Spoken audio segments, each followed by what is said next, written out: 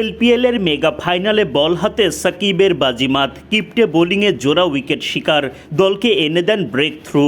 কিন্তু ব্যাটিং ব্যর্থতায় অল্প পুঁজি নিয়ে আর ঘুরে দাঁড়াতে পারেনি জাফনা কিংস।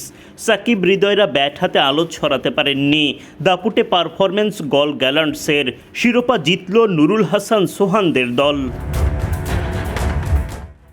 শনিবার লঙ্কা প্রিমিয়ার লিগ এলপিএলের ফাইনালে মুখোমুখি হয় জাফনা কিংস ও গল গ্যালান্টস। গলের হয়ে সেরা একাদশের সুযোগ পাননি বাংলাদেশের নুরুল হাসান সোহান। জাফনার হয়ে অবশ্য মাঠে নামেন দুই টাইগার তারকা সাকিব আল হাসান ও তাওহিদ হৃদয়। টস জিতে আগে ব্যাটিংয়ের সিদ্ধান্ত নেয় জাফনা। ইনিংসের পঞ্চম ওভারে দলটি 2 উইকেট হারালে ব্যাটিংয়ে নামেন হৃদয়। ধীর শুরুর পর তাওহিদ হৃদয়ের ব্যাটে দেখা মেলে বাউন্ডারি, কিন্তু ফাইনালে আর বড় ইনিংস খেলার সৌভাগ্য হয়নি তার। ছক্কা হাঁকাতে গিয়ে ধরা পড়েন বাউন্ডারি লাইন পার হওয়ার আগেই।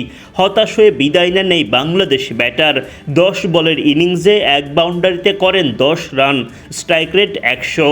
দলীয় 51 রানে 3 উইকেট হারায় জাফনা কিংস।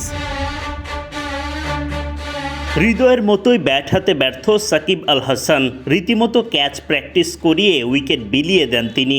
এমন আউটে হতাশায় মুষড়ে পড়েন সাকিব। 13 বলের ইনিংসে একটা বাউন্ডারি হাঁকাতে পারেননি। মাত্র 69 স্ট্রাইক রেটে 9 রান করে ফিরে যান। জাফনা কিংসের ব্যাটাররা ফাইনালে সুবিধা করতে পারেননি।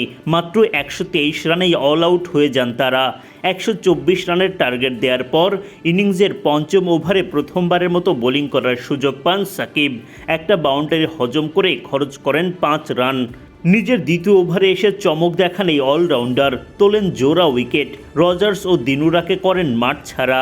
জোড়া উইকেট শিকারের এই ওভারে তার খরচ মাত্র 1 রান। নিজের 3 নম্বর ওভারেও দুর্দান্ত বোলিং সাকিবের, খরচ করেন মাত্র 2 রান। আর চতুর্থ ওভারে ব্যয় করেন 7 রান। সব মিলে 4 ওভারে মাত্র 15 রান খরচায় 2 উইকেট শিকার সাকিবের। তবে ব্যাটিং ব্যর্থতায় এদিন আর ফাইনাল জেতা হয়নি তাদের।